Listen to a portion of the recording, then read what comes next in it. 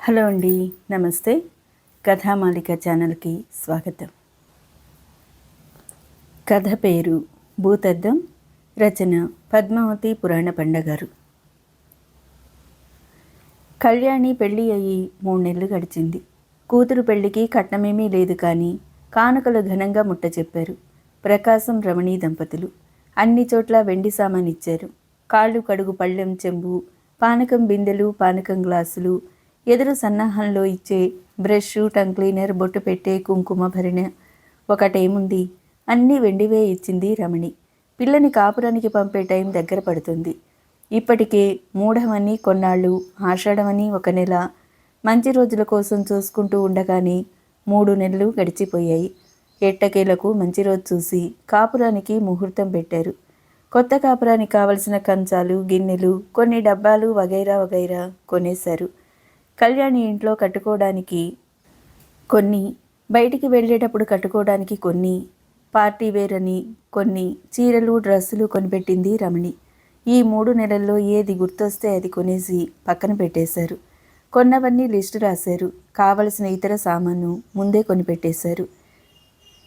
మంచం, బీరువా, ఏసీ మాత్రం అప్పటికప్పుడు అల్లుడు ఉండే హైదరాబాద్లోనే కొనిద్దామని ఊరుకున్నారు. కాపురానికి వెళ్ళబోయే కూతురికి రోజుకోసారి జాగ్రత్తలు చెప్తూనే ఉంది తల్లి రమణి. మధ్య మధ్యలో, మీ వదినలా చేతులూపుకుంటూ వెళ్లాల్సిన కర్మ నీకు లేదు. అన్నీ ఉన్న ఇల్లే కదా వదిన గారు, మళ్ళీ ఎందుకు అన్నీ కొనటం? సామానుకు బదులు ఈ ₹1,00,000 ఉంచండి అంటూ ఓ చెక్కు ఇచ్చి చేతులు దులుపుకున్నారు వాళ్ళు. మీ వదిన మీ అన్నయ్యని తీసుకుని వేరే వెళ్ళిపోయింది. అన్నీ కొనుక్కున్నారు. బోలెడు ఖర్చయింది. నీకు ఇప్పటి వరకు కొన్నవి 2 లక్షలు దాటాయి. ఇంకో 1,00,000 పైనే ఖర్చు ఉంది. అయినా బికార్లా ఏమీ లేని దానిలా నీకేం కర్మ? నేను నిన్ను అలా పంపను. ఇంటిడి సామాను అవి కూడా ఖరీదైనవే కొన్నాను. ఇంటిల్లిపాదికి బ్రాండెడ్ బట్టలే పెడతాను. మీ వదినలాగా కాదు. మీ అత్తగారు నీ సారె చూసి కళ్ళు తిరిగి పడిపోవాలి అంటూ కళ్ళు చేతులు తిప్పుకుంటూ కోడల్ని దెప్పుతూనే ఉంది. ఎప్పుడు సందర్భం దొరికితే అప్పుడు కోడల్ని ఆడిపోసుకుంటుంది రమణి. ఇంతలోనే ఏదో గుర్తొచ్చిన దానిలా, అత్తగారిని మరీ నెత్తికి ఎక్కించుకోకు. నీ మొగుడు నీ ఇల్లు అని గుర్తుపెట్టుకో. చుట్టాలని పక్కాలని వస్తే చాకరీ చేస్తూ కూర్చోకు అంటూ కాసేపు ఇలా కాసేపు అలా సగటు తల్లిలా చెప్తూ ఉంటుంది. సందు దొరికితే చాలు కోడల్ని, ఆమె పుట్టింటిని ఏదో ఒకటి అనకపోతే తోచదు. కళ్యాణి వెళ్లే రోజు దగ్గర పడింది. ఇంకో 2 రోజుల్లో వెళుతుందనగా ప్రకాశం గారు ఓ భూతద్దం కొని ఇచ్చారు కళ్యాణికి. అది చూసి ప్రశ్నార్థకంగా నవ్వింది కళ్యాణి. చిన్నప్పుడు కళ్యాణి భూతద్దం కోసం పేచీ పెట్టి కొనిపించుకుంది. దాన్ని ఎండలో పెట్టి అగ్గిపుల్ల వెలిగించేది. చేతి మీద కాసేపు పెట్టుకుని వేడెక్కుతుంటే తీసేసేది. మరిప్పుడు ఎందుకు కొన్నారో తెలియలేదు. కళ్యాణి పక్కన కూర్చొని ప్రకాశం గారు కూతురి తల మీద రాస్తూ ప్రేమగా భూతద్దం అరచేతి మీద ఉంచి రేఖలు చూపించారు. ఎన్నో రేఖలు అడ్డదిడ్డంగా ఉన్నాయి. ప్రపంచ పటంలోని గీతల్లా. కొన్ని పెద్దగా, కొన్ని చిన్నగా ఉన్నాయి. మరీ చిన్నవాటిని భూతద్దం దగ్గరగా పెట్టి చూపించారు. అవి కూడా పెద్దగా కనిపించాయి. ఏం అర్థం కాక తండ్రి వంక అలాగే చూస్తుంది కళ్యాణి. తండ్రికి జాతకాల మీద నమ్మకం లేదు. అదీగాక పెళ్ళైపోయాక ఇప్పుడు చేతిలోని గీతల్ని ఎందుకు చూపిస్తున్నాడో తెలియలేదు. భూతద్దాన్ని రెండో వైపుకు తిప్పి మళ్ళీ చేతిలో రేఖలు చూపించాడు తండ్రి. పెద్ద పెద్ద గీతలు చిన్నగా కనిపిస్తున్నాయి. చిన్న గీతలు అసలు కనిపించలేదు. తన చేతిలోని రేఖల్ని ఎందుకు అంత దీక్షగా చూస్తున్నారో అర్థం కాలేదు. అదే మాట అడిగింది తండ్రిని. కూతురు వంక ప్రేమగా చూస్తూ, మన కళ్ళు ఈ పూదత్తం లాంటివి.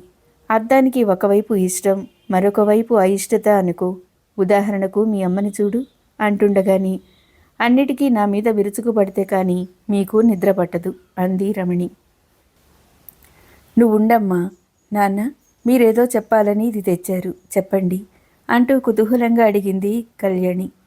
నీకు ఏమర్థమైంది చెప్పు అన్నారు ప్రకాశం గారు. తెలియదు నాన్న, కానీ మీరు మాత్రం ఏదో గొప్ప ఉద్దేశంతోనే తెచ్చారు అంది కాస్త అయోమయంగా. కాసేపు ఈ భూతద్దం మీ అమ్మ అనుకో అన్న ప్రకాశం మాట పూర్తి అవ్వకుండానే, నిజమే, నేను భూతాన్ని దెయ్యాన్ని.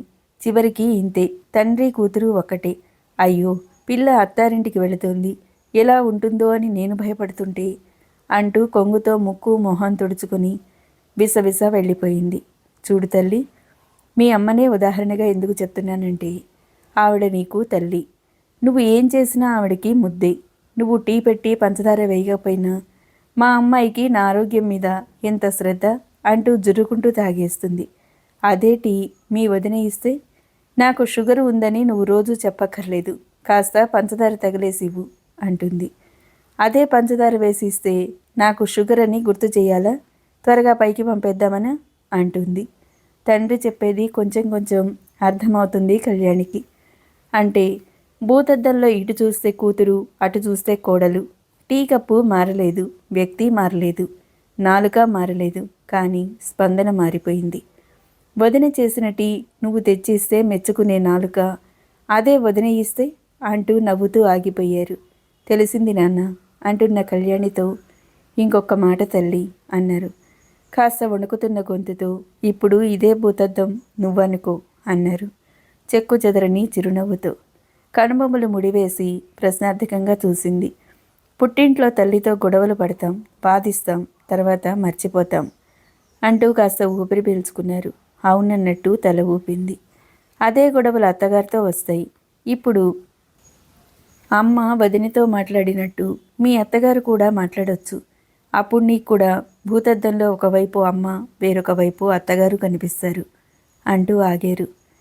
అప్పటికే ఆయన కళ్ళు చెమ్మగిల్లుతున్నాయి.